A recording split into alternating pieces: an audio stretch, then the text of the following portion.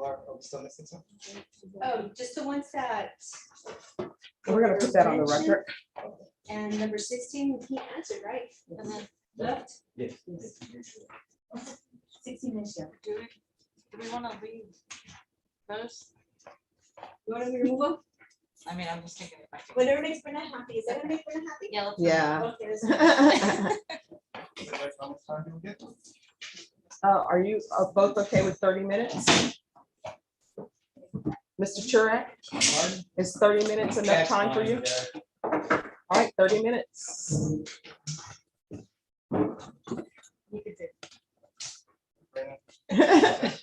I'm doing it Hey, for Brenna. you did fine last week.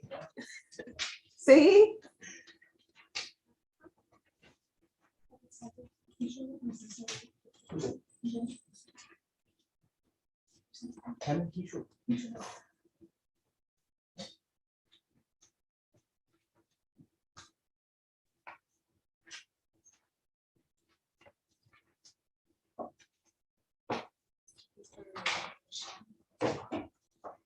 Yes. All right, ASAP, you too, Mom. Bye-bye.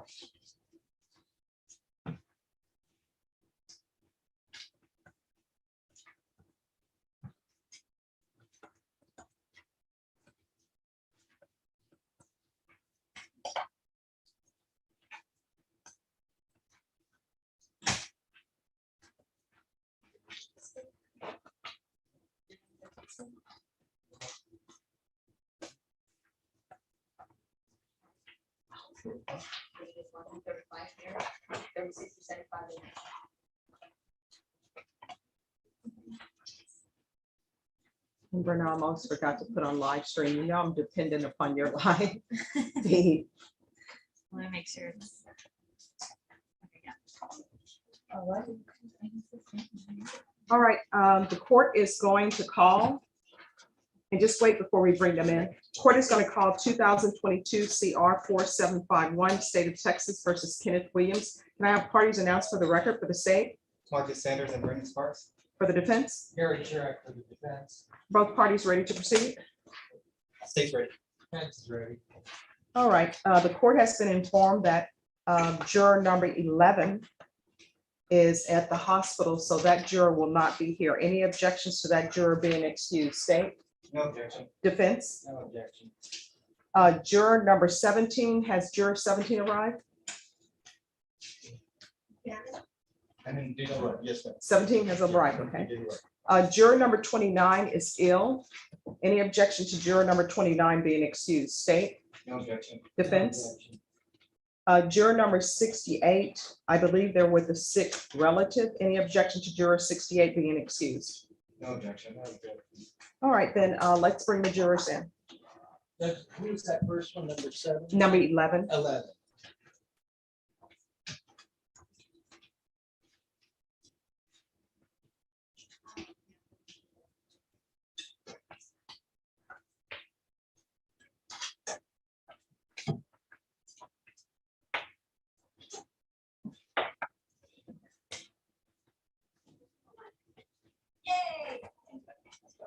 All right, to the jury. One. Over here, please. All the way down. I'm sorry, defense and state. Can I see you both up here for a moment, please? Mr. Chair? Yes. And it's not going to be on the record, but I forgot, Mr. Chair.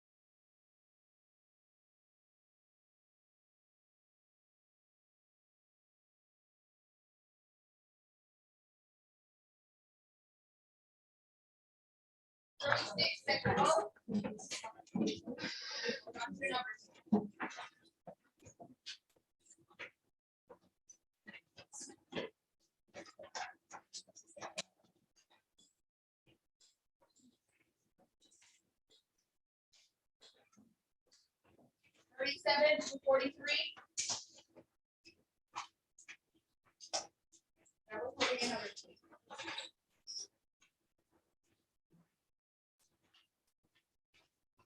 44 to 50. We're putting number 3.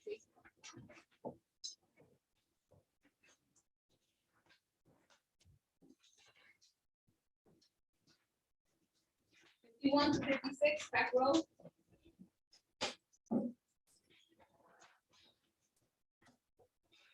57 to 60, to your right, my left.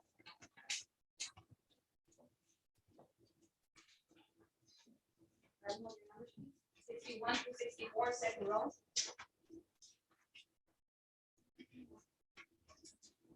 5 to 68, third row, please.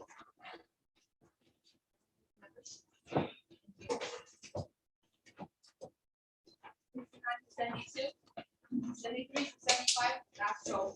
Right where you're at.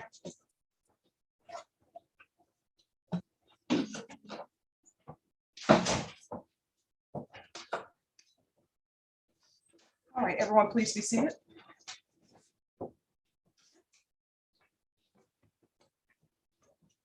Laura?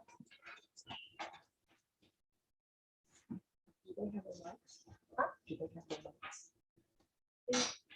Okay, all right. All right. All right, everyone, good afternoon. Okay, that is so weak. You guys didn't have to be down here this morning. You were only down here this afternoon. I know sometimes when people have lunch, you get a little sleepy, but good afternoon, everyone. Good afternoon. All right, so there are some rules and I'm going to see if you all can follow them. And I say that because we've had a lot of jury trials here and everybody always forgets this rule I'm about to tell them. So I'm going to tell you guys this rule and it's to help Brenna out. Brenna's the court reporter and she has to hear everything because she's taken down everything that everyone is saying. Sometimes I talk too quickly or sometimes my Louisiana accent comes out. If I have to say things like all and soul, so let's hopefully that does not happen. So this is one of the most important rules. One, everyone needs to speak up so that Brenna can hear you. Number two, if you are not in this box or on this front row and you're answering or responding to a question, you need to stand so that people can hear you. Does everybody understand? Yes, ma'am. Everybody's gonna remember that? Yes, ma'am. Okay, Brenda, notate this because it never happens, but we're gonna make sure it happens this time. So you have some expensive items in your hand, very expensive. They are cards with numbers on them. So is everyone able to raise those cards and show your numbers? All right, I think this is the first time number 9 is not upside down as a 6. I appreciate that. Good job. Good job, excellent.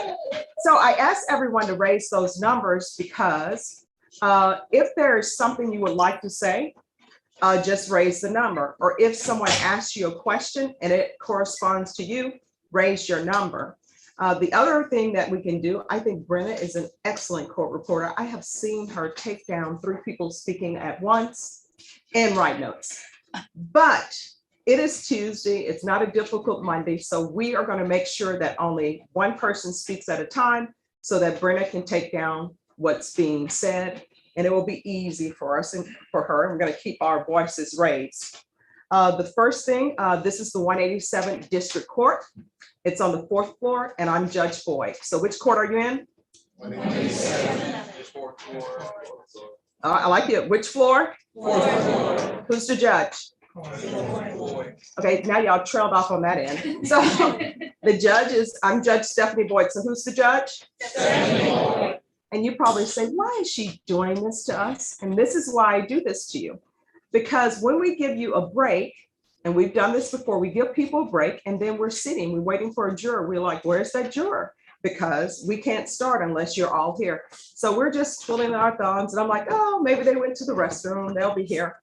And then you know what we discovered?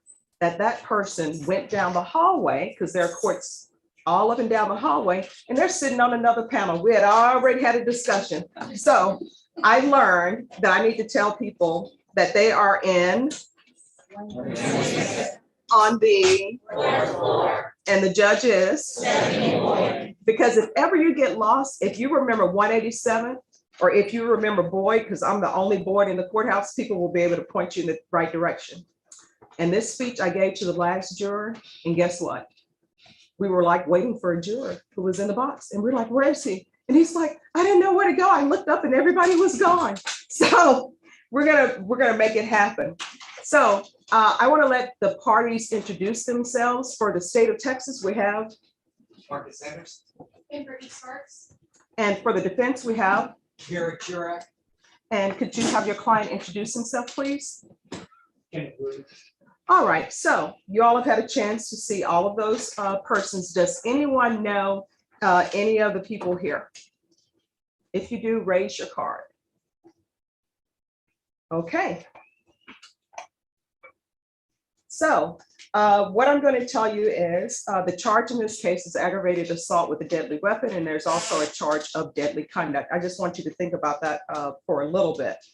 I always tell this story to people, which is a true story, before we do jury selection, because people say, United States, this is the greatest, justice system in the world.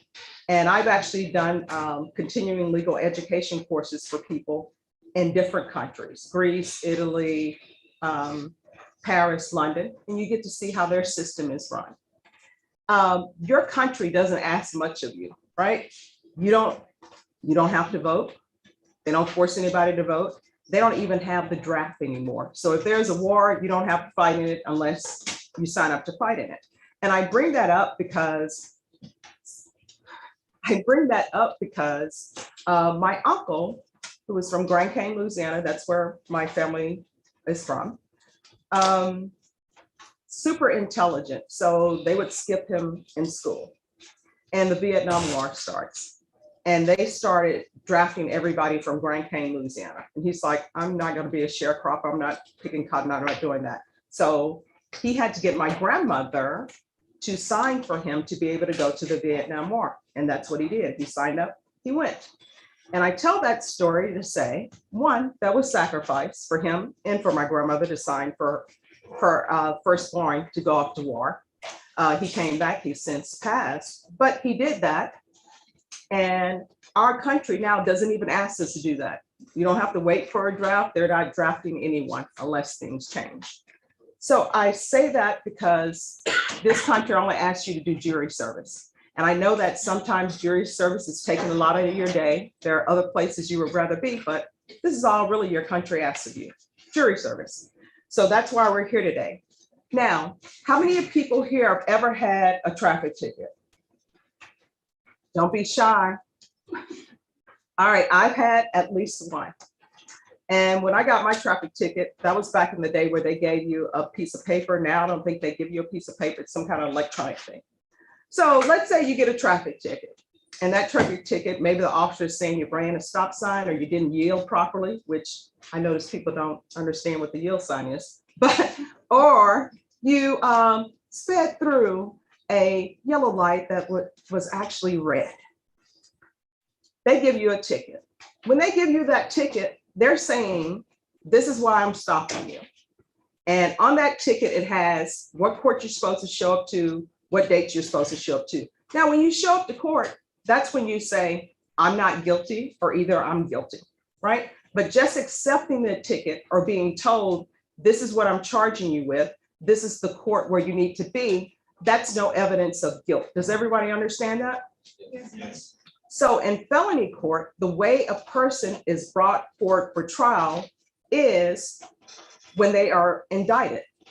And that indictment is not any evidence of guilt, is not to be taken as any evidence of guilt. Does everyone understand? Yes. So Mr. Williams is here because he's been indicted. Does everyone promise me that they will not see that as any evidence whatsoever? Does everybody understand that? Yes. Okay. Now, everyone has the right to remain silent. How many people have seen different legal shows? I will age myself by saying Paper Chase. Who here has seen Paper Chase this year? Thank you. I bring up Barnaby Jones and Maddox and nobody understands that. Streets of San Francisco. Thank you. Thank you. Thank you. I appreciate that. So everyone has a right to remain silent. So that means that people don't have to testify against themselves. And of course, there are many reasons why people may not want to testify. Sometimes people are just not good speakers. They say speaking is one of the hardest things to do, especially when everybody's just staring at you, right? So in the United States, you have a right to remain silent. And some people were like, well, I wonder what they would have said. You can wonder all you want to, but you can't hold it against someone or use it at all in considering whether someone is guilty. Does everyone understand? Is anyone going to have a problem following that? All right. The other thing is everyone is presumed to be innocent. And I'm sure everybody's heard that before, right? Yes. And they are presumed to be innocent unless and until the state proves its case to each and every element beyond a reasonable doubt. Does everyone understand? So the burden remains with the state and that burden never shifts. When I went to law school and graduated in 1997, we had a definition for proof beyond a reasonable doubt. I knew it backwards and forwards. You had to know it. And when I had my first jury trial, I said it with all the commas and the semicolons, you could just see it flowing off. So after that first trial, guess what happened? There's no longer a definition for proof beyond a reasonable doubt. I still know it, but there is no definition for proof beyond a reasonable doubt. Does everyone understand? So no one here can give you a definition of it because there is no definition of proof beyond a reasonable doubt. How people usually do it and how I would tell jurors when I was a defense attorney or prosecutor, I would just explain to them what it is not. So on the civil side, and that's the red building next door with the green rooftop, they have civil cases, fender bender cases, cases involving money. Those cases, the burden of proof is preponderance of the evidence. Proof beyond a reasonable doubt is a higher burden than that. Over on the civil side, they have cases where people are having their parental rights terminated, which means someone is saying that you're not a good parent, your child is in danger, and we will no longer allow you to be this child's parents. The burden of proof for that is clear and convincing evidence. Clear and convincing evidence is a lower burden than proof beyond a reasonable doubt. Proof beyond a reasonable doubt is the highest burden of proof in our country. Does everyone understand? Yes. Okay. Now, there are two phases to a jury trial in Texas. First phase, people always call it the innocence phase, but really what the first phase is, you are determining whether someone is guilty or not guilty. That's the first phase. If you determine that someone is guilty, then there's a second phase, and that phase is called the punishment part of the trial. And that's where people maybe consider probation or prison time. Does everyone understand? Yes. Now, our law requires that anyone who's going to trial must make an election or a decision that if they were to be determined guilty, who do they want to decide punishment? Either a jury or the court, which would be the judge. Does everyone understand? Yes. That is absolutely not an evidence of guilt to make a selection. It is not to be considered as an evidence of guilt. Does everyone understand? Yes. It's just required. And so in this case, Mr. Williams has decided that if he were to be found guilty, he would come to the court for punishment. Is that correct, Mr. Chair? It is, Your Honor. So is there anyone here who will hold it against Mr. Williams because he has said that if he were to be found guilty, he will come to the court for punishment? No. Now, the state usually talks to you about a one witness rule. I'm going to give you the hypothetical of the one witness rule. Do not add any adjectives or adverbs or any other scenarios to the hypothetical I'm about to give you, okay? So don't add, I wonder if it was light outside or if it was dark. This is the complete hypothetical. The state calls one witness only. The witness is sworn in. You listen to the witness. You believe the witness, which means there's no issue with their credibility. You hear the witness, you're like, yeah, that witness is telling the truth. I believe that witness. And that witness proves every element that the state has to prove. So if the state has to prove it happens in Bexar County, you hear that witness says it happens in Bexar County, and you believe them. If the state has approved the date, and that witness give you the date of when it happened, you listen to that witness, you believe them. Yeah, that's the date it happened. And then they say, the person who did it was John Doe. You believe them when they say the person who committed the offense was John Doe. So this one witness proves the state's case. You believe them, no issue of credibility. That's the one witness rule. And then what ends up happening is the state will ask you, if we bring one witness and you find that witness to be credible, will you still be able to find a defendant guilty with one witness? Now, what I can tell you this is I have rarely, if ever, seen a case in all my years of practice where somebody calls just one witness. So, is there anyone who will not be able to follow the one witness rule? All right, that's number 67. All right. All right, now here's the next question I have for you. And this question is always difficult to ask because to me, in order to ask this question, you need to speak many languages. I've had sometimes people not understanding because they speak a different language and English is not their first language. And I admire people who speak so many different languages. Is there anyone here who English is not their first language? Number 6, 30, 42, 54, and 73. All right, juror number 6, what is your first language? My first language is Dutch. Wow, I'm impressed. Have you been able to understand everything? Yes, I've been in the States for more than 40 years. Right. And what do you know about tulips? Tulips? Yeah, I just see, that's all I see when I think of Dutch. I think of tulips. Well, I'm actually not from the Netherlands. Oh, okay. Where are you I'm from? from Suriname. Mhm. Used to be a Dutch colony. Oh, wow. You have just provided me some education. I appreciate that. Thank you. All right, juror number 30. Oh, see, what did I tell you guys about that rule? Oh. Spanish? All right, so how have you always been in the States or? Yes. All right, have you had any trouble following anything? My English vocab is low. But Okay, all right, thank you. Juror number 42. All right, have you been able to understand everything? All right, thank you. Juror number 54. All right, have you been able to follow everything? Okay, thank you. Or I should say gracias. Can you write that down? Juror number 73. Oh my gosh, Polish. So have you been able to follow everything? Yes. Oh, great. Okay, Brenda, that is the first time we've had so many different languages. You all will have to teach me at least one word before you go. All right, the other question I'm gonna ask you is about travel arrangements. Is there anyone who has some sort of time constraint? And when I say time constraints, I mean, you have non-refundable tickets, you can't transfer them to me, any type of travel arrangement issues, anyone? All right, juror number 38.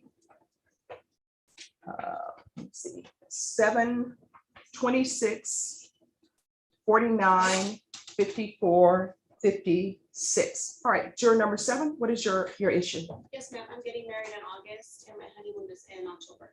All right, do you still want to go forward with that? I do. All right, and where's the honeymoon? I'm sorry. Where's the honeymoon? It's in Cancun.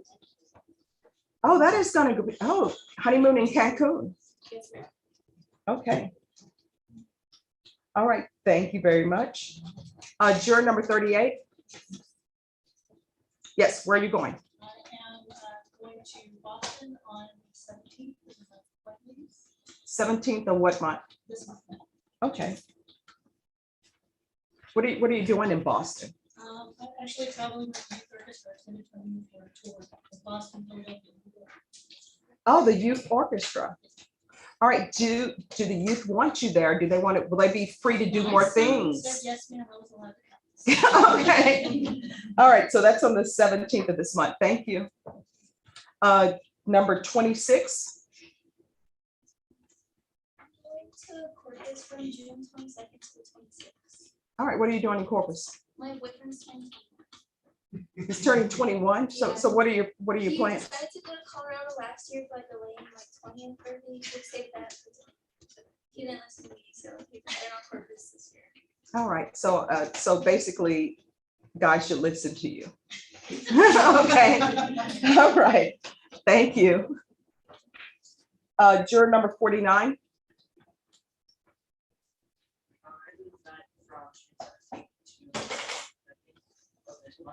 I'm sorry, from the 17th to when? The 22nd, All right, and where are you going?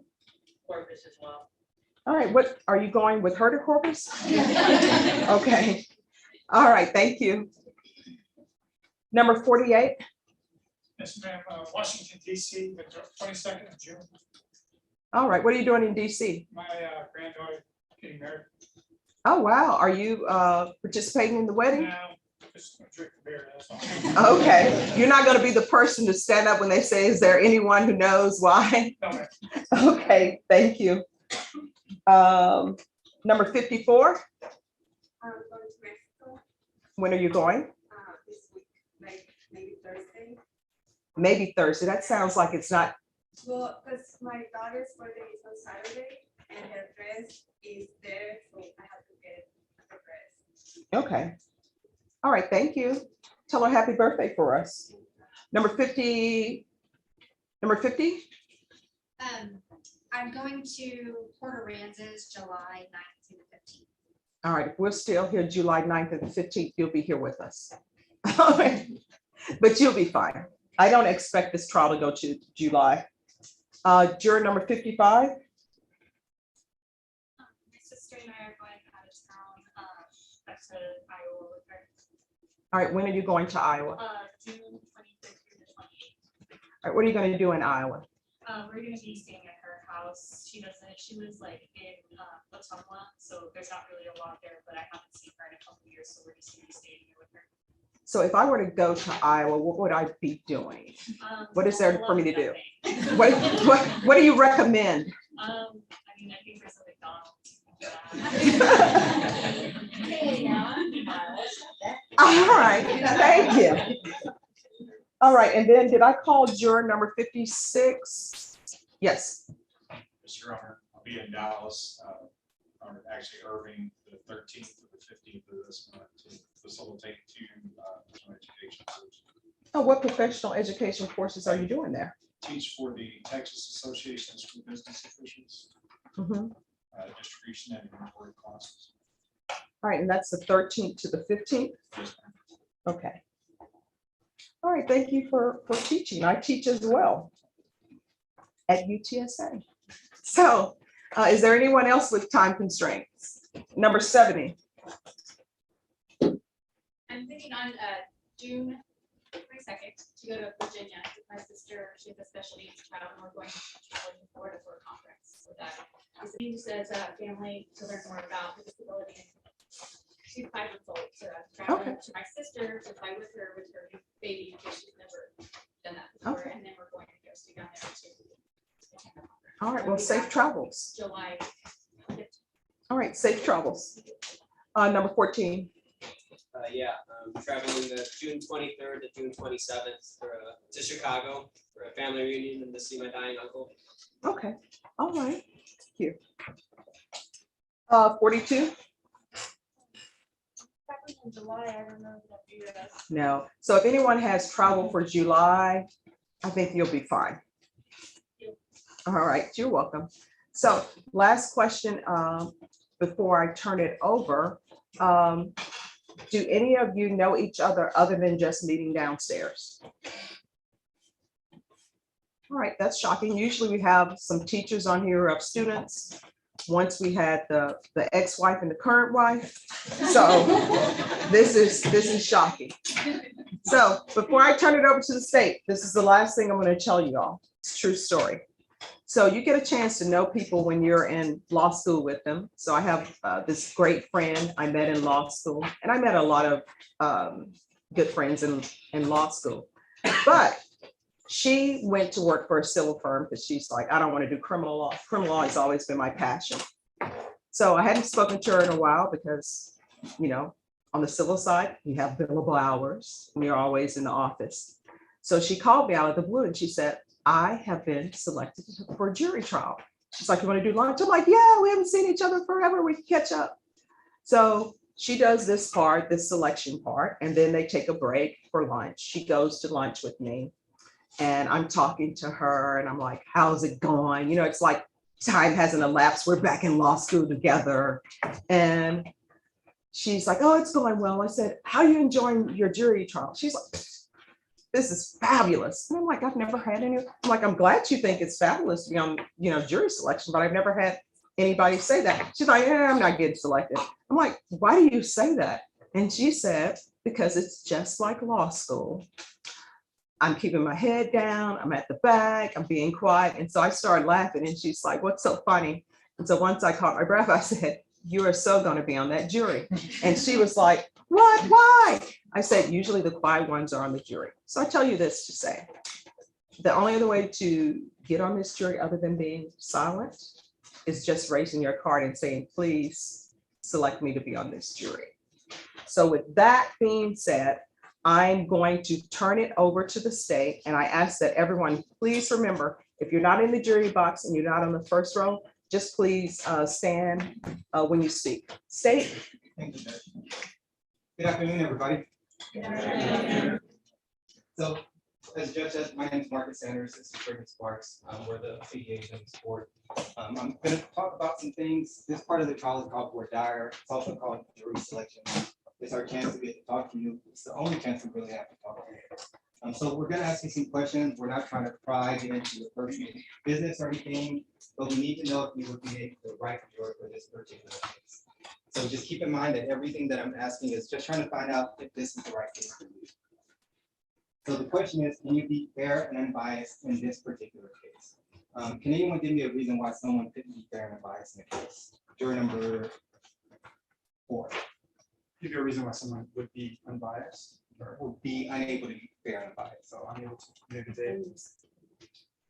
Good answer, number 5. What was that? Juror number 5? And then you somebody in the courtroom. Yes, juror number 4. What else? If they maybe came in with something in their mind about, you know, how the world works and that sort of thing, and be able to. Yeah, that's a good reason too.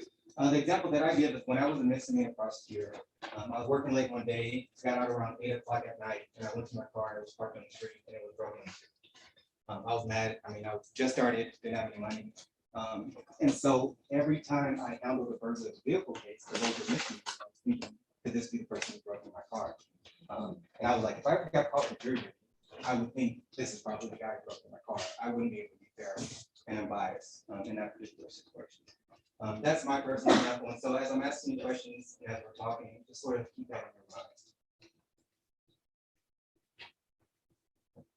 So let's pretend this was a possession of marijuana case. Now, let's say I had these people out there. Nothing that is. You're number 20. Cheech and Chong. What about that person? You're number 4? Yeah. This guy.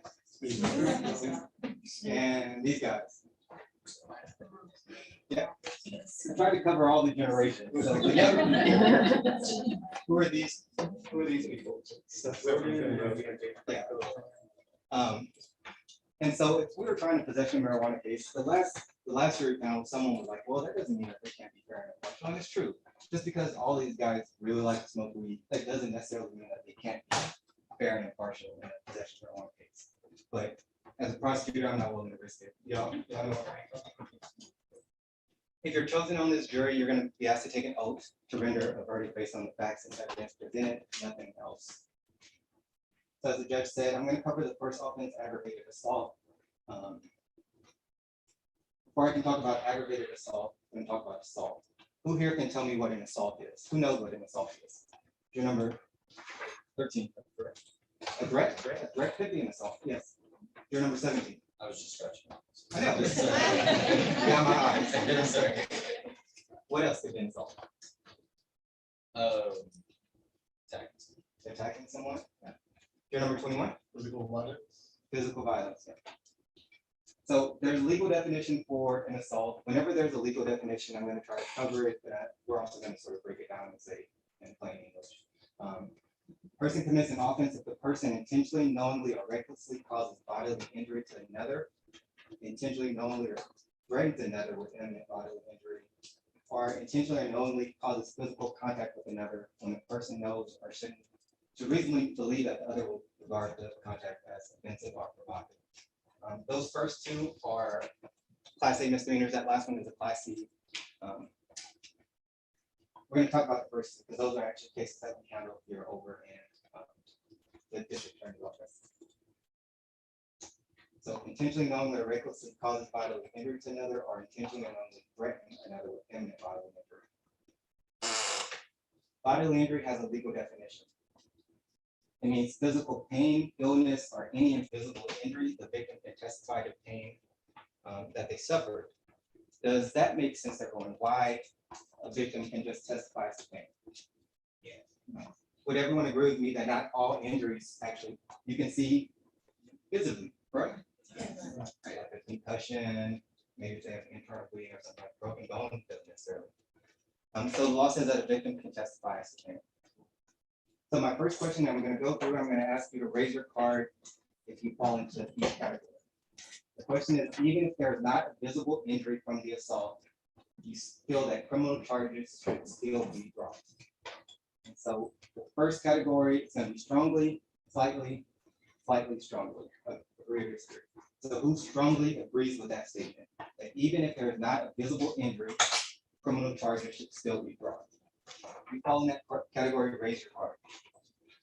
So we have 6, 7, 8, 9, 4, 10, 12, 13, 15, 17, 18, 19, 20, 23, 25, 26, 27, 35, 36, 38, 40, 41, 47, 48, 43, 49, 50, 51, 52, 53, 55, 56, 57, 58, 59, 62, 63, 64, 65, 66, 67, 69, 70, 72, 73, 74, 75. Who here slightly agrees with that statement? 1, 2, 3, 5, 14, 16, 21, 22, 24, 30, 28, 31, 32, 33, 37, 34, 39, 42, 44, 45, 46, 60, 61, 71. Who here slightly disagrees with that statement? And does anyone strongly disagree with that statement?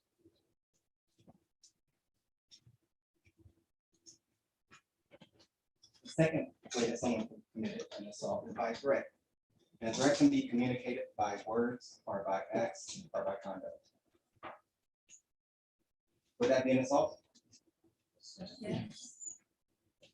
What about that? Yes. So my next question, same thing, that even if the assault consists of threats only and there is no actual injury, criminal charges should still be brought. So if you strongly agree, number 1, if you fall into that category, raise your card. So we're talking about threat only, no injury at all. 1, 4, 5, 6. Your number 8, do you have your card up or not? 8, 10, 12, 14, 16, 18, 19, 20, 25, 27, 28, 31, 30, 33, 31, 34, 36, 37, 40, 41, 46, 48, 52, 53, 54, 55, 56, 58, 59, 73, 75. Who here slightly agrees with that statement?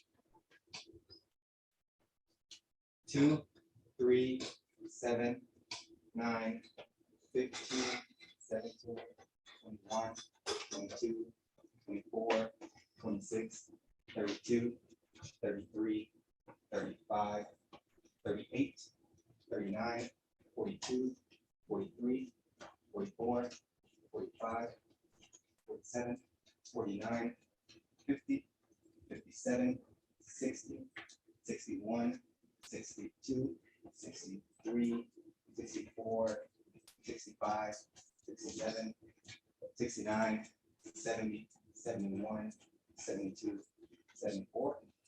Who here slightly disagrees with that statement? 13, 66. And who here strongly disagrees with that statement? Thank you, everyone.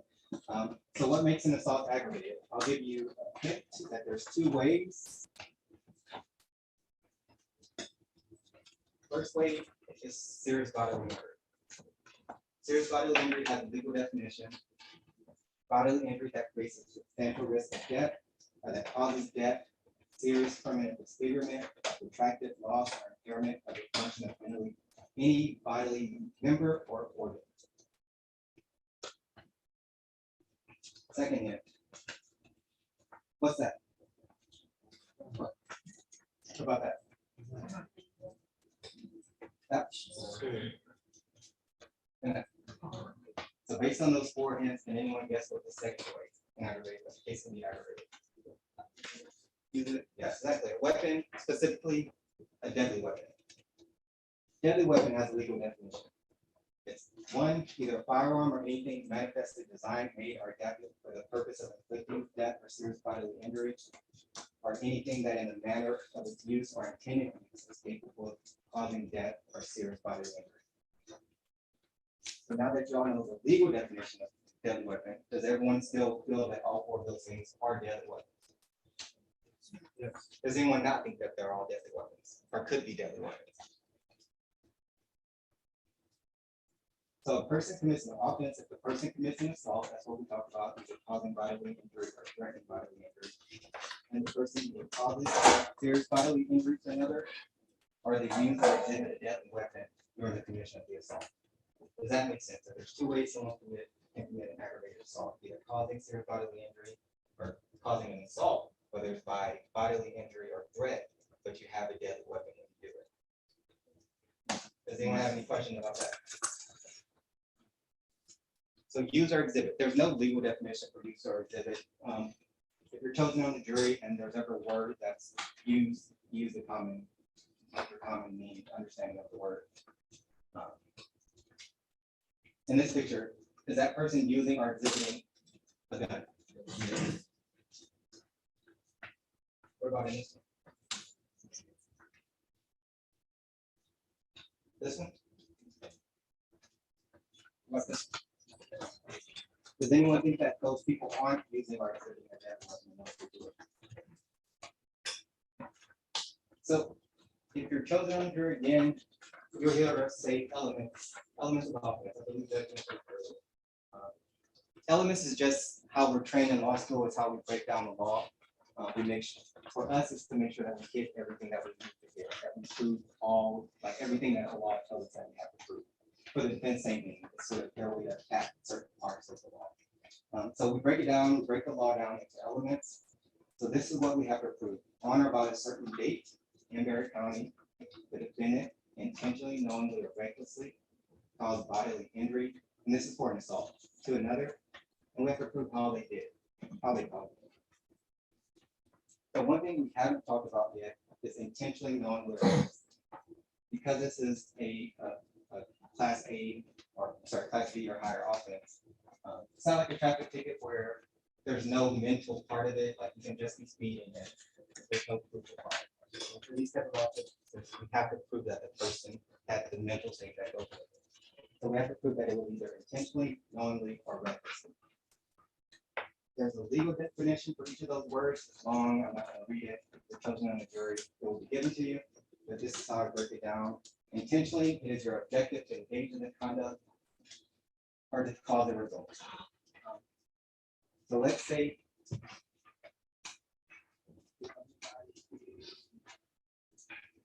you're number 21. Let's say I was like, you're number 21, you have isn't that the PlayStation? Yes. And I'm like, I like Xbox more. I hate people who like PlayStation. I hate people who like this. So I look at them, I throw this good rap. Was that intentional by me? Yes. How can you tell? I was playing out. Yeah, I called him out. I told him I didn't like him. I told him why I didn't like him. I looked at him and I threw it at him. Now let's say instead of saying all that, I just looked at him, I sort of meme-mugged him, and then I threw it. Is that intentional? Probably, right? Still, is it knowingly at least? Yes. Okay. Now let's say I don't call anyone out, but I see y'all, and I see y'all are all crammed in, tight together, and I just turn around and I just flick this. Now, did I intend to hit someone? Questionable, right? But the last definition I didn't cover is recklessly. It's a conscious disregard of harm that might be caused by your actions. Would me throwing this into the crowd, would that be reckless? Yes. Right. So how do we prove mental state? We can prove it by someone's statements, we can prove it by their actions, or just the surrounding circumstances.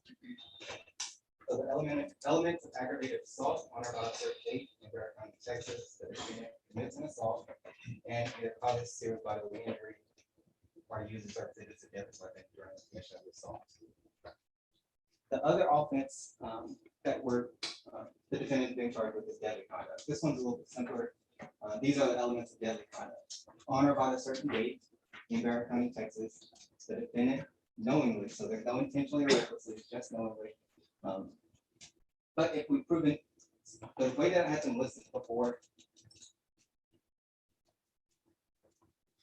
intentionally knowing or recklessly, it's sort of like a higher burden. So prove someone intentionally did something that's a little bit more difficult than knowingly recklessly.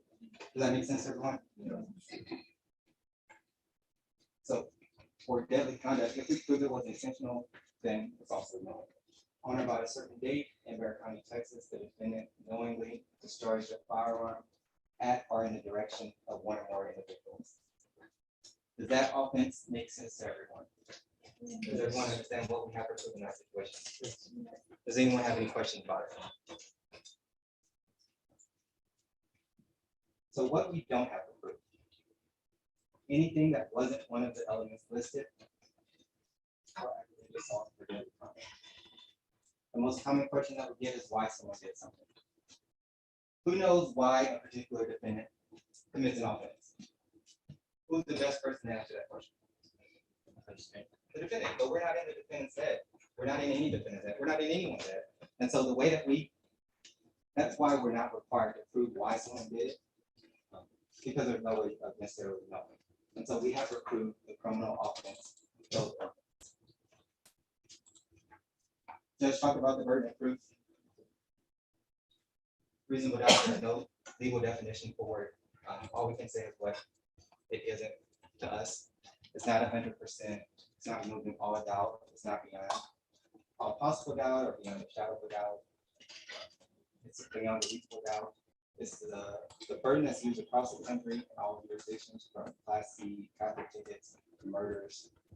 It is a high burden. It's one that we gladly accept. Like I said, it's used across the U.S. So, Judge mentioned this. I'm going to go over it again just to make sure that we're all on the same page. This is my slide for the one with control. And so I start off by asking, would you rather be robbed here? And one time I had someone interrupt me. They're like, I want to be robbed anywhere. Would you rather be robbed here or here? If you had to be robbed, where would you rather be robbed? Okay, right. Juror number 7. Why would you rather be robbed at the Spurs game? Probably more witnesses. More witnesses. Juror number 18.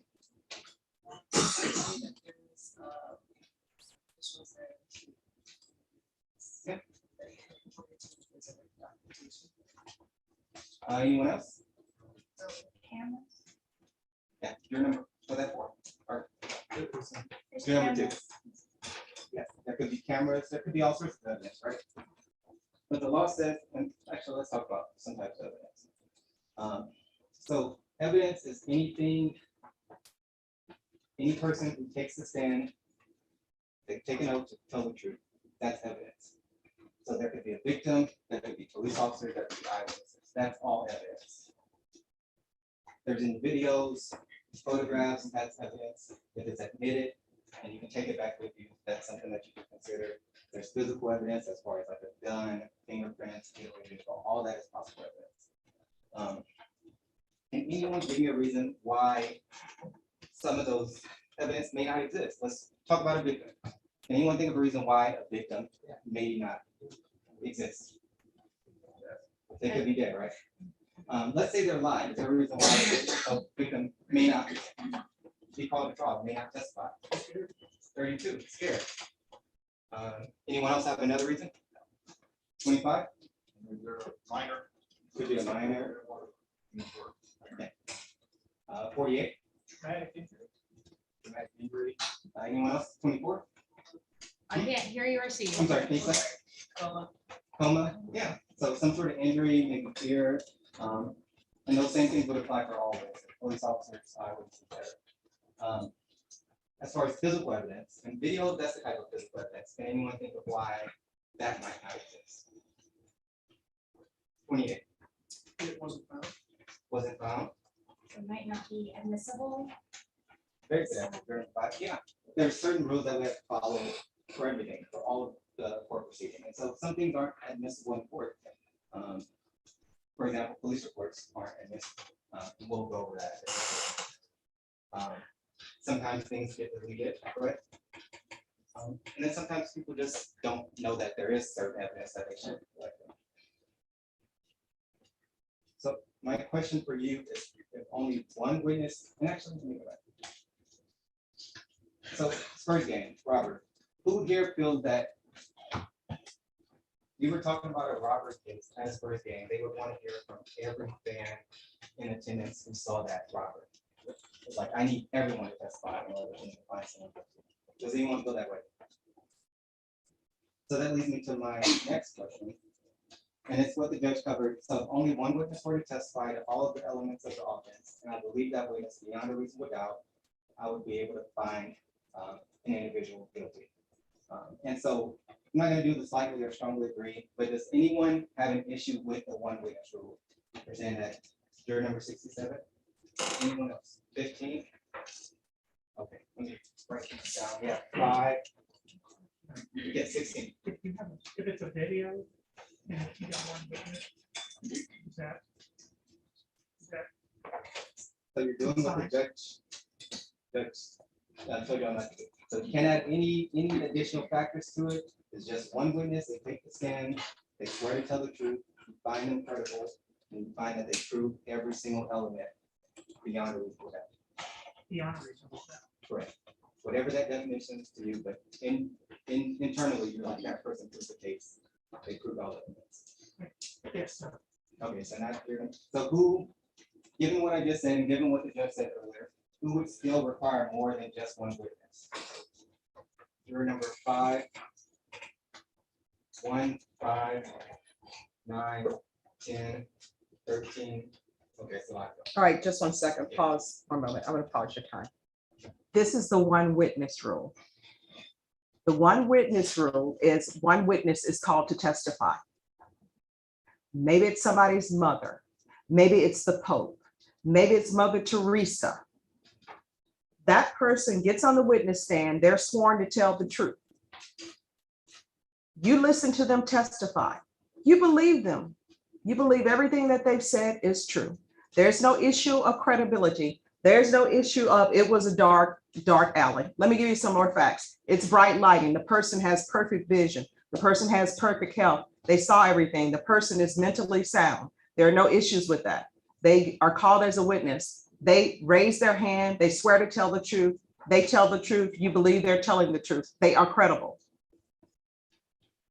That's the one person rule. And the defense doesn't raise questions that you. The also- defense is allowed to question them. Right. And yes, the They defense can, might bring up questions that. here's the thing. This is the hypothetical. Don't add to the hypothetical. Okay. Because all right. remember, here's the thing. The burden stays with the state. The state has to prove their case. The defense doesn't have to ask any questions of anybody. The defense doesn't have to call in the witness. Defense can read newspapers or whatever. But I will tell you this, I've never seen a defense attorney just sit by and read newspaper and go to sleep. But they can, because they don't have to prove anything. So in this hypothetical, and all of these hypotheticals that the state and the defense are giving you is not about this case, because they're not allowed to tell you anything about this case. So here's the hypothetical. Don't add anything to it. A witness is sworn in. I swear in the witness for them to tell the truth. It'll be Mother Teresa, it could be the Pope, it could be whomever. They get on the witness stand. It could be Mr. Green Jeans. I know some people remember Mr. Green Jeans. They get on the witness stand. They testify.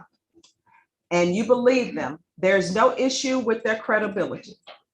You believe everything that they're saying, and what they're saying proves the state's case. The question is whether or not you can find somebody guilty on that one witness rule. Here's another hypothetical that I've seen other attorneys do that's solid. You go to a dark alley.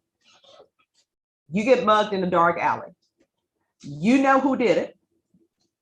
And you're the only person who's there because no cameras are working, lights are not working. Should that case still be brought? Or should we say, hey, there's only one witness, so good luck to you. See what I'm saying? So only one witness, that witness is sworn to tell the truth. You believe them, and they give you every element that the state needs to prove its case. Will you be able to find a person guilty with that? That's the question. So is there anyone here who can't do that? Number 67 and 13. 32, just 1 second, 42, and I'm sorry, what's your number? 25? What is your question? I mean, is only the witness testimony, is there additional? I am giving you this full hypothetical. And let me just tell everyone, do not, here's the thing, do not add to the hypothetical. Now, let me ask you this. Do you know how many jury trials I've seen where one witness has been called only? So in the hypothetical world that you are in, and I'm bringing you into, there's only one witness. And you believe that witness. And that witness proves every element of the state's case. The question is, will you be able to find someone guilty off of that one witness? Now, is there anyone here who will not be able to do that? If you will not be able to do that, raise your card. 5, 13, 23, 25, 32, 42, and 67. 58. And 58? All right. And 10. All right, state, you may proceed. Okay, and other thing that we don't necessarily know what's going to happen in the trial, but we have to cover possible defenses that we think may be brought up. So I'm going to talk about self-defense. A person is justified, this is the legal definition. A person is justified in using self-defense against another when and to the degree that actor reasonably believes the force is immediately necessary to protect the actor against the other's use or attempted use of unlawful force. The way that I like to explain it is like a chair. And there's 4 parts that have to be there in order for self-defense to apply. It has to be reasonable, immediate, necessary, and against someone's unlawful use of force.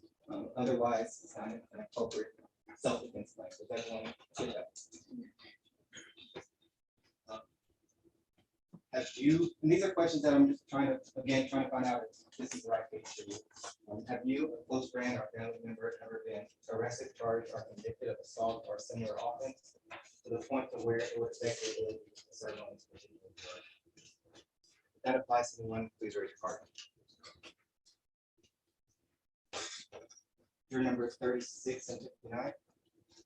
And for both of you, based on that experience, do you think it would affect your ability to serve on this jury and be fair and impartial? 36. 59? Sorry, keep it both.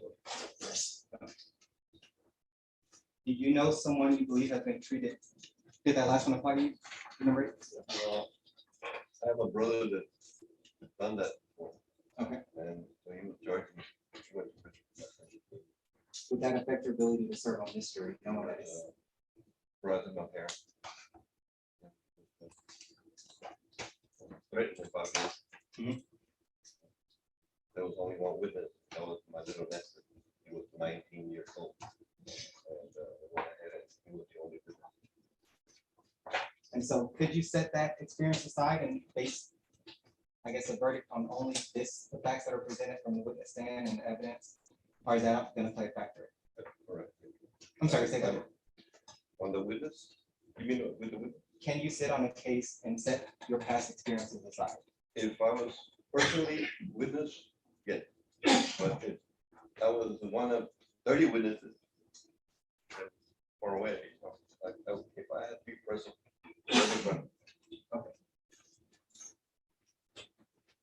Do you know someone you believe has been treated unfairly by the criminal justice system?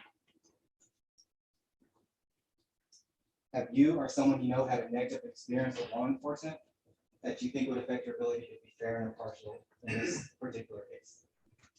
Anyone? And is anyone uncomfortable sitting in judgment of another person because of religious, moral, or philosophical beliefs? So if you're chosen on this jury, everyone here is able to reach a verdict based on the facts and the evidence presented, and you'll be able to, I guess, reach a verdict.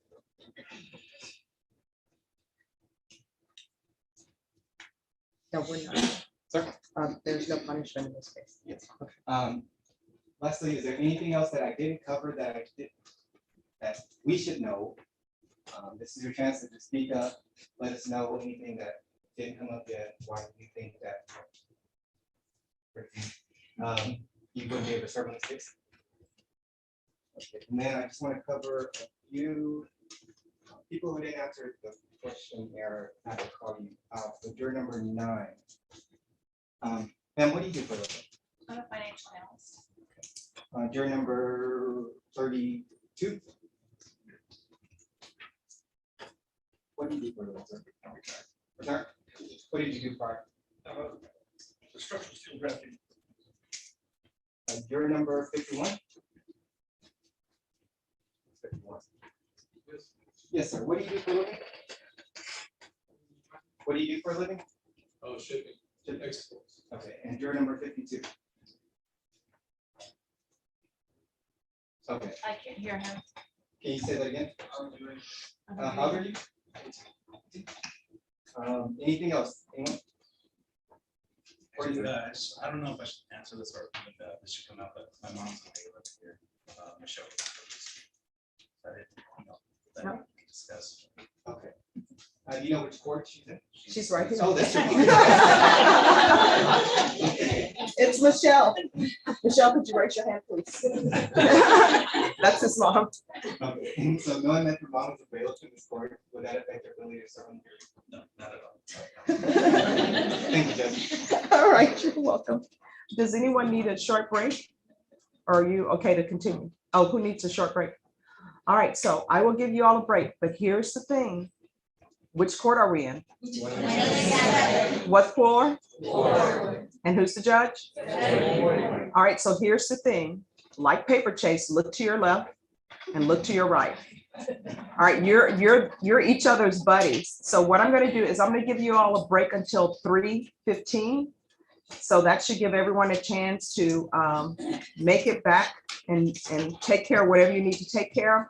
But I need everyone standing outside at 3:15. We cannot start unless everyone is here.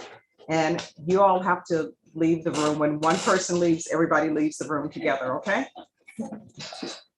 All right, everyone, please rise.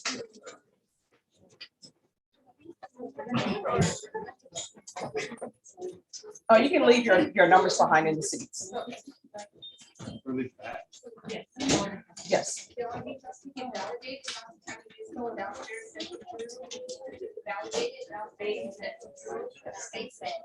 Better be in the elevator. Thank you. So everyone, listen to the deputy about if you want to get your parking validated, now would be a good time to do that. It'll be in the basement, Basement. central jury room.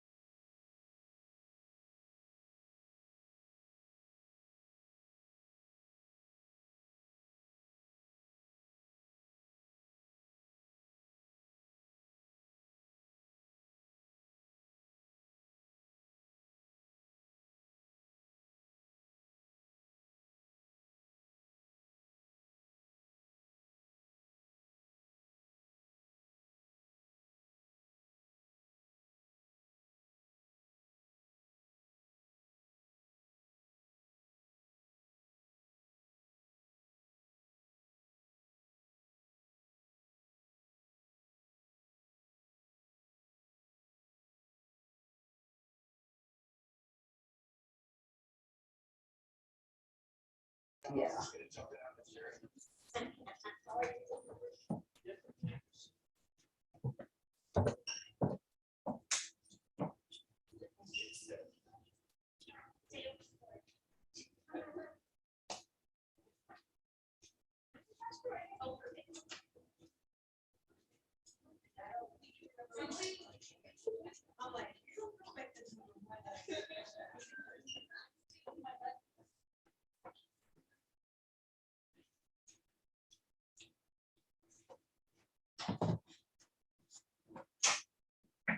Brenda, they say she won't stop jumping.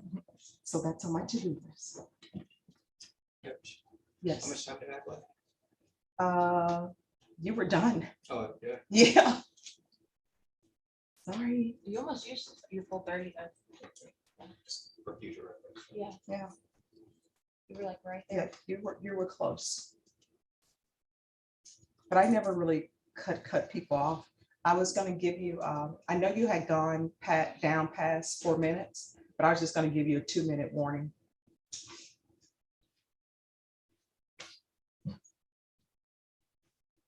Oh my gosh, she's so cute. She is. So cute. I know. I just want to play with her. Like, why am I here? I should be out playing with her. Your brother needs to bring her to Texas. Yeah, How old is she, Judge? she's 6 months. Oh my God. So it's like, and then my mom was like, so everybody, is she okay? And they'll tell her, we don't know, she don't talk. You know? Although she's trying to talk.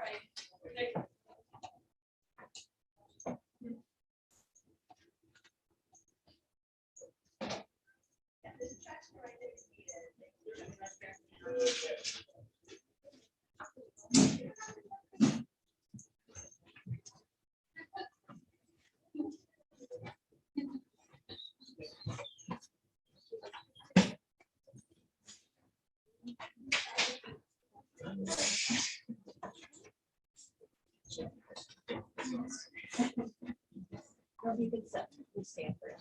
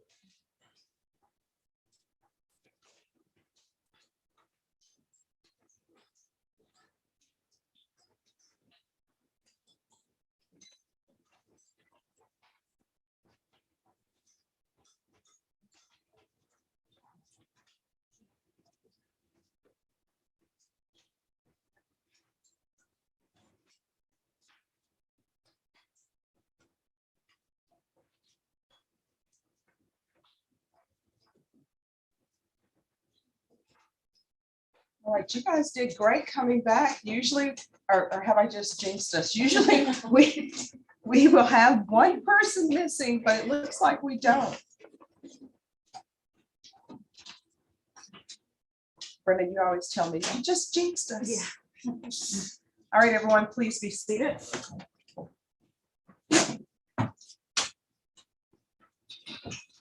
All right, we are ready to, Mr. Churek, are you ready to proceed? I am, Your Honor. Thank you. All right, you may begin. Good afternoon, folks. Okay, the judge was talking earlier about an indictment. An indictment's sort of like the game plan of the state, what they've got to prove. They've got to prove each and every element. It's like a football field. You only score when you get in the end zone.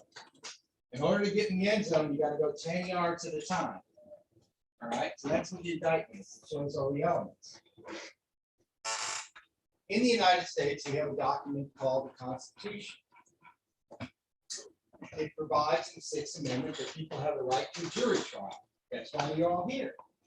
There's also another right enumerated in that amendment, and that's the right to confront the witnesses. And in an indictment, we've got to identify the person who was allegedly assaulted, right?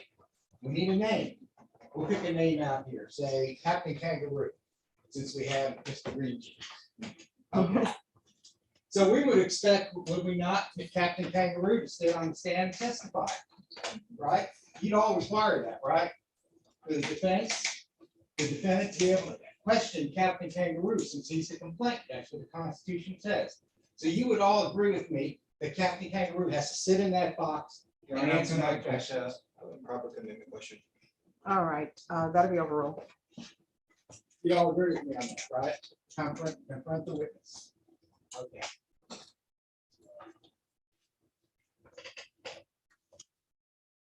The state did a pretty I'm good sorry, I job. don't of- agree. Are we supposed to say anything? Oh, We don't? excuse me, I missed you people over here. I'm focused. Yes, ma'am, what can I help you with? Well, we had went through scenarios earlier during, where we described reasons that the victim would not be on the stand. Mhm. So I don't agree that they would have to testify. Okay, so you would deny the defendant the constitutional right to confront the complaining witness against him? No, but we talked earlier about reasons they would not, like trauma. Well, because that's the state telling you that. But the Constitution of the United States says that the defendant has the absolute right to confront the witness against him. All right, If you can I have parties approach, please? I'm sorry. No, no No, problem. just a moment. Can we go?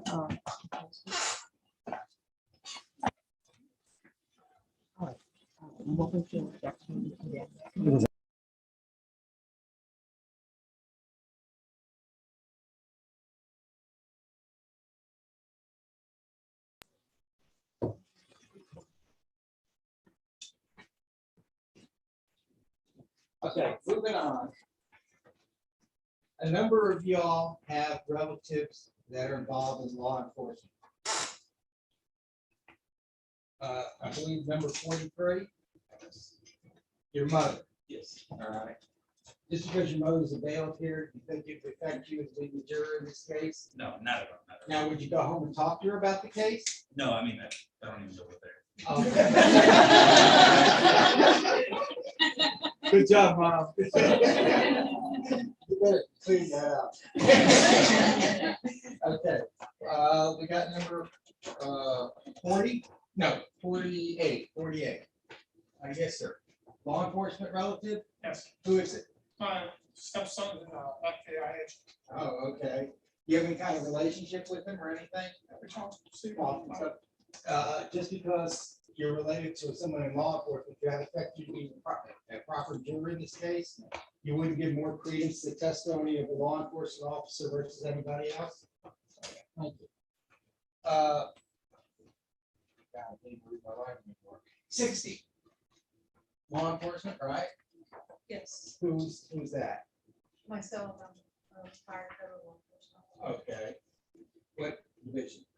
United States Pretrial Services. Okay, up at the federal courthouse. Yes. Being that you're a former federal pretrial officer, would it affect your ability to sit fair and impartial in this case?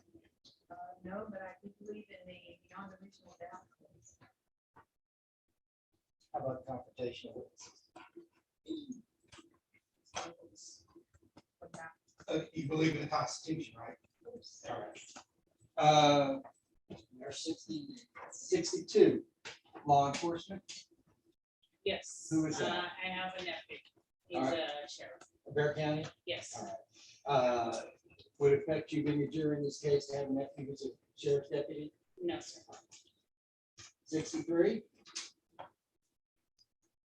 63, very high. Law enforcement relative? My uncle, All right, what division? Houston works in Houston. So Oh, okay. Wouldn't affect you being a juror in this case? You got law enforcement? Definition? Put it up. Might have misunderstood the question. Oh, okay. My uncle's FBI, my brother's CID, my cousin's a peace officer, my stepdad is a DPS. And what do you do for a living? Well, I did forensics for a little bit, but now I'm a school teacher. Yeah, I went the other way. Would that affect you being a juror in this case? Let's see. 69, law enforcement? All right. I can't hear you, ma'am. My nephew.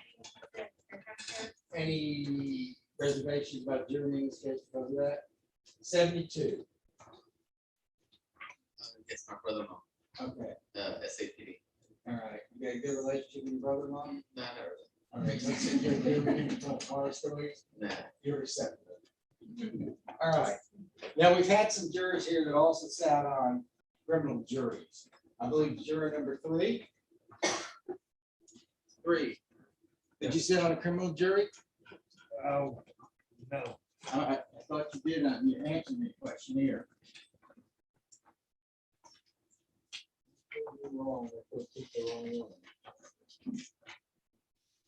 Yeah, Was it criminal? yeah, it says, Okay. what you said, type of juror. Remember what type of case it was? No. All right, how long ago was it? It was a long time ago. I don't remember. Did you find the guy guilty, girl guy guilty or not Not guilty? guilty. Not guilty? Yeah. All right. Juror 4, Yes. criminal case? No, civil. Civil, okay. Oh, okay, got you, civil. 21. All right, criminal case? Yes. What kind of case was it? Murder. Okay, where was it at? How long ago? 3 years ago. Okay, remember what court you were in? I don't remember, but I do remember. Second part of me, but yes. Court set 437. Yeah. Okay, what was the result of the case? All right. Because the state didn't prove the case beyond a reasonable doubt? All right.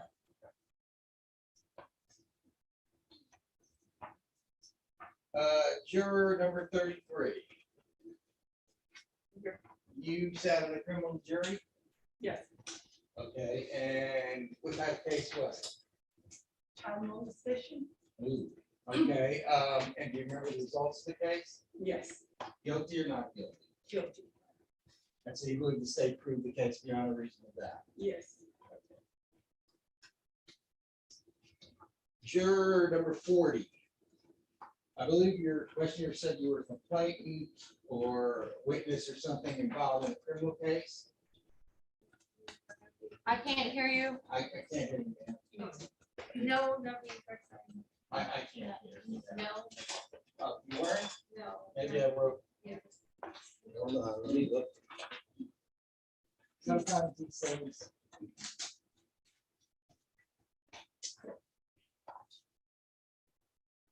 Yeah, you said, have you ever been accused, complained, or witness in a criminal case, and you answered yes. Okay, I got you.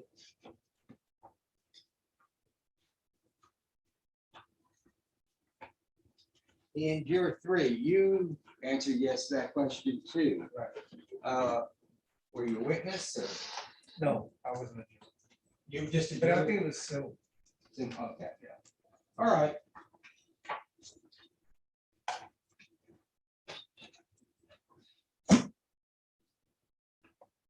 Is any member of the jury panel responsible for any young children that need supervision to be picked up at school at like at 2 o'clock or 3 o'clock that would affect their ability to be a juror in this case?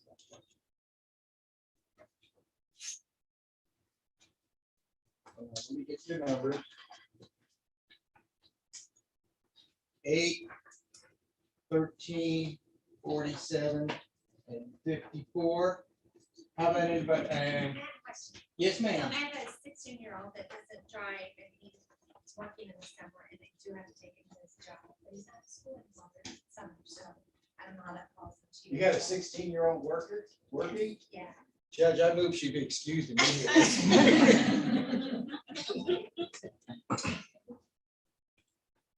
Okay. How about anybody taking care of somebody elderly or disabled that needs their attention? Number 60? Is it a full-time occupation or just have to check in on people and things? No, I'm, it's my mother, she lives in another town, I'm a medical power of attorney, and she recently had a mild infarct, stroke. So my siblings are dealing with it, but we have doctor's appointments for the new doctor schedule. And you like me? I normally take them to appointments, we work around it. Excuse me, what date did you say that was scheduled? Friday. Anybody else taking care of anybody? Okay, one last follow-up question, it's probably been asked and answered before. Does anybody feel for whatever reason they can't sit as a juror in this case?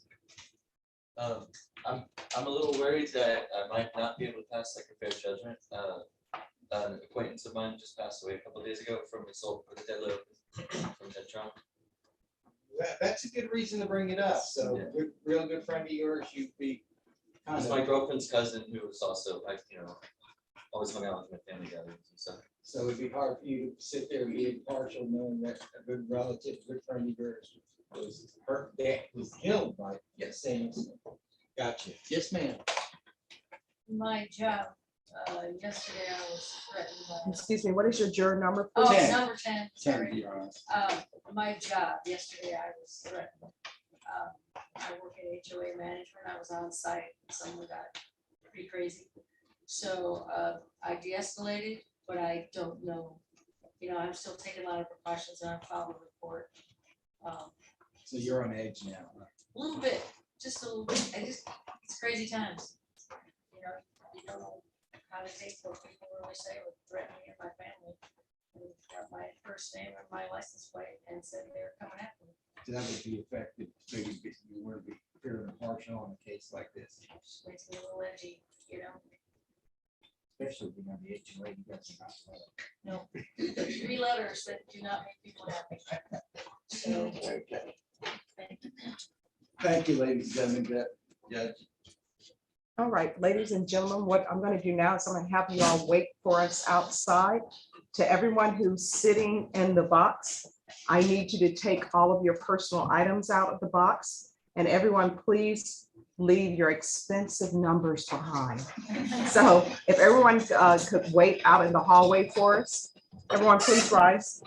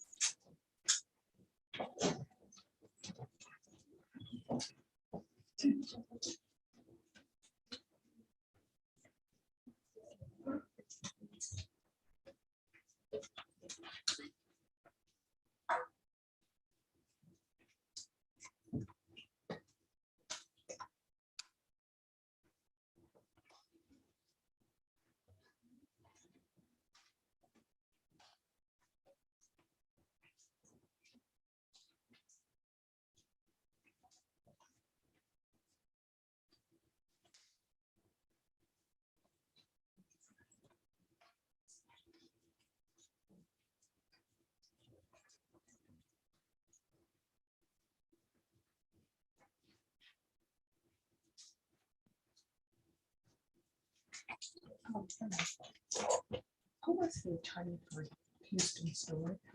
Do you remember? I can't find my docket. It's a motion to revoke. Okay, all right, thanks.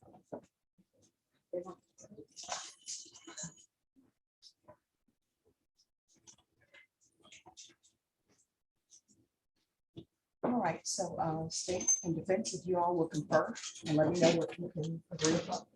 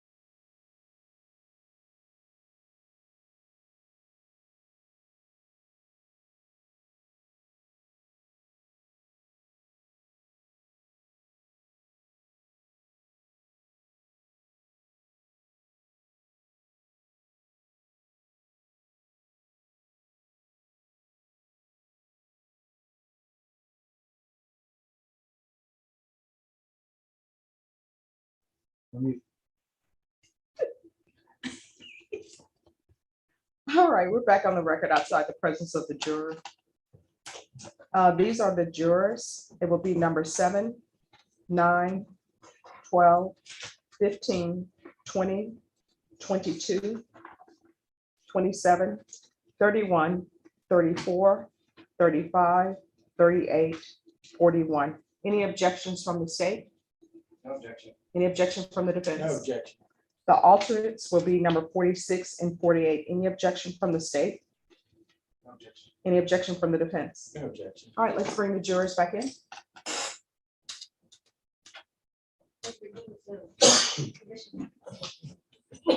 So what's it today?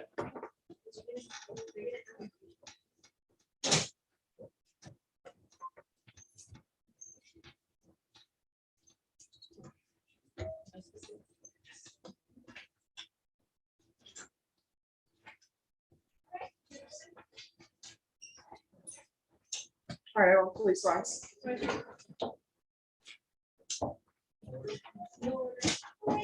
Just the first row. And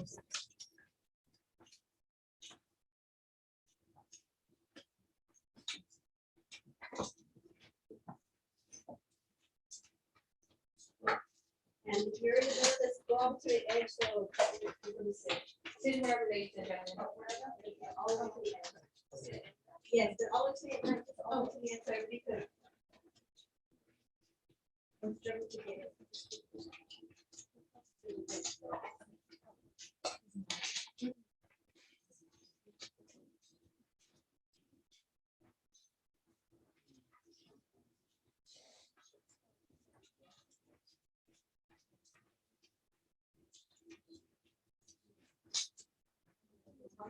No. Thank you. Have a seat, ladies and gentlemen, just have a seat before everybody see that, please. He's asking for 12 people to stand up outside. Just go ahead and sit, you're right there, have a seat.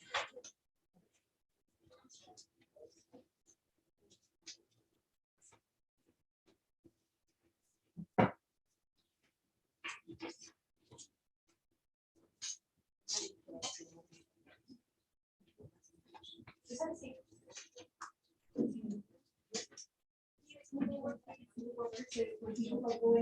Go into your.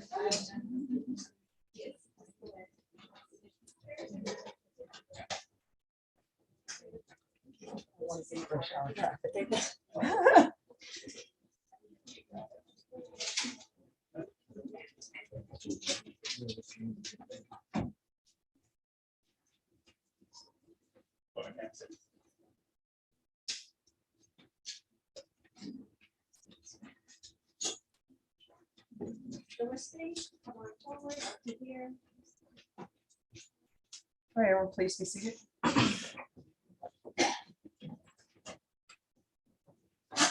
All right, everyone, I want to thank you so much for your service. As I've always said, jury service is very important to our system. We can't have jury trials without jurors. And I think it's very important that people not be afraid to come to the courthouse and not be afraid to find out what the legal system is all about. So you all are always welcome to come to the 187th District Court. I do encourage people to come to the courthouse so you can get to know who your judges are. Of course, I always try to discourage people from going to the juvenile side because they're children, and also for child protective side because those are children cases there, which I've done both of those sides. So, but I always try to encourage people not to go to those sides, but of course, they're open as well. When you all leave here today, you have a little, I think a little form with you, or you'll receive a little form. All right, so you can do one or two things with that. You can go downstairs and you can turn it in and you can donate it. You all will receive payment today. There are different charities that you can donate to. I, of course, have my favorite charities. I know that other people have different charities they like to donate to. So if you donate to that charity, it goes to that charity. If you decide not to donate to the charity, that's fine as well. What will end up happening is 3 months from now, you will probably receive a surprise check in the mail and you'll be shocked and you're like, wow, where did this come from? And then you'll remember the great time you had in the 187, which is located on the, and who's the judge? All right. So you can donate that, or you can just wait for that check to appear in the mail for you. So I'm going to call the names of the persons who are going to be on this jury. When I call your name, please gather your things and take a seat in the jury box for me. Amanda Munoz, Sandra Littlejohn,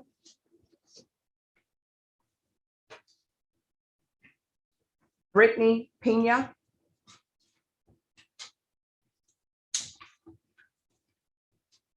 Sandra Gardner.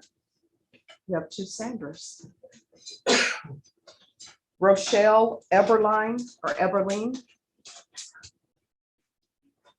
David Vocal or Vocal. Justine Hernandez. Cynthia Esquivel. Carlos Ramirez.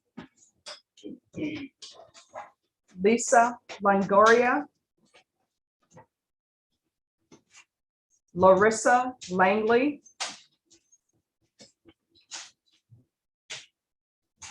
Delinda Butler. Jesus Garcia.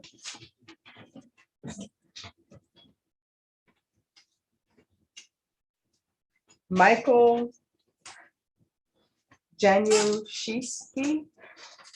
I'm sorry, I know I ruined the last name. How do you pronounce it? Januszewski. Sometimes I can't pronounce it. All right, Januszewski. All right. All right, everyone else, thank you so much for your service. You are excused and you're going to beat the rush hour traffic. Thank you.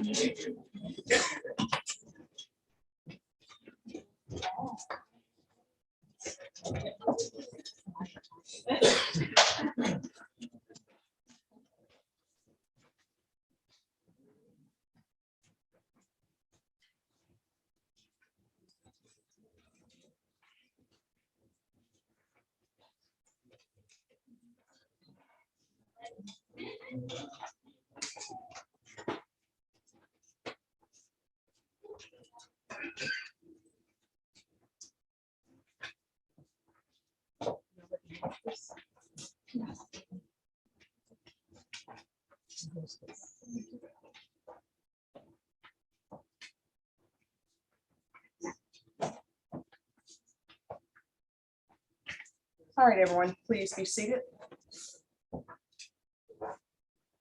All right, ladies and gentlemen, welcome. You're going to be on this jury panel. I'm going to give you instructions, so please listen carefully. The first thing you need to know is I'm not responsible for the temperature in this courtroom. So some days it's very hot. It hasn't been cold for a long time. There's a thermostat there, but it does absolutely nothing. And I've contacted people about the heat in this courtroom, and they tell us it's our imagination. So hence, we now have the thermometer so that we can take pictures of it and say, this is the temperature in this courtroom, it is hot. So I don't have any control over that. You are allowed to bring drinks in, just make sure that there's a cap on it. So if you want to bring water, coffee, you're more than welcome to do that. We're going to start tomorrow with this jury trial at 9 a.m., but we cannot start unless everyone is here at 9 a.m. Deputy Laura, she's going to be your escort and let you know where you need to go. So when you report tomorrow for trial, you're not going to report in the courtroom. You're going to report into the jury room, and Deputy Laura will show you where that is. The other thing I'm going to tell you is I don't think there will be publicity surrounding this case, but if for some reason this is on the news or in a newspaper or on some type of social media, do not pay any attention to that. The evidence that you need to decide this case will come from inside this courtroom. Does everyone understand? Do not go out and try to do your own investigation. Do not Google any names or try to do your own research. Okay? So does everybody promise me that they will listen to the evidence that's in this courtroom and not try to seek evidence from somewhere else? Yes, ma'am. All right, awesome. Are there any questions? Yes. I just have to look at my schedule. I don't know if it has anything to do with it, but I do work on weekends. And I take off during the week, but my next schedule weekend is out to July the 23rd. We will not be working on weekends unless something. No, but I have, for me to work the weekend, I take off during the week, Okay, but I work on Monday through Friday. So I okay. don't know if that's gonna have any conflict on it. And when is that? Huh? July the 23rd? No, Okay, that will not. okay. Okay. Any other questions? The other thing is I have difficulty seeing you all because I have these two computers in my way. But Brenda, the deputies, the defense and the state, the defense and the state will be able to see you. And I tell you that because if at any point in time you can't hear what's being said, you need to let them know because we want to make sure that you hear the evidence. The other thing is anyone needs a break, raise your hand. If I don't see it, one of them will see it and we'll be more than happy to give you a break. So don't be shy if you can't hear and don't be shy if you need a break, all right? All right, anything else before I have Deputy Laura take you to the back? Yes. Yes. Okay, awesome. So I'm supposed to start a new job next Sunday. I just got out of private school, so I don't know. Oh, what school did you just? UTSA. Actually. Oh, and you did not take one of my classes. I don't know. In the counseling department. Yes, I understand. I'm just joking. No, you will be fine. Okay, awesome. All right, yes. I have a terrible memory. Is our note taking allowed or not? Well, here's the thing about note taking. You're not allowed to take those notes back during your deliberation. So I always encourage people not to take notes, just focus on what people are saying. All right, you're welcome. Is there anything else? All right, so tomorrow when you come here at 9, you may want to come early than 9 because you know how the parking situation is. So to make sure you have a good parking space, I would say probably be here about 8:30. We cannot start if everybody is not here at 9, and I promise you we'll start at 9. You may see people come into the courtroom. If they come through that door, it's because they don't know there's a jury trial going on, even though we have a sign that says jury trial in progress. So they'll look at you and they may be like, so don't worry about that. And people may come through this door and they're giving me paperwork to sign because I still have other cases in this court, even though we're having a jury trial. What they're giving me has absolutely nothing to do with this case. Sometimes I'll have officers come in who want to have me review paperwork. Again, that's not in any way related to this case. So don't even pay attention to it. Does everyone understand? All right, anything else before I have Deputy Laura take you back? All right, thank you all so much. We'll come back tomorrow at 9 a.m. You're welcome.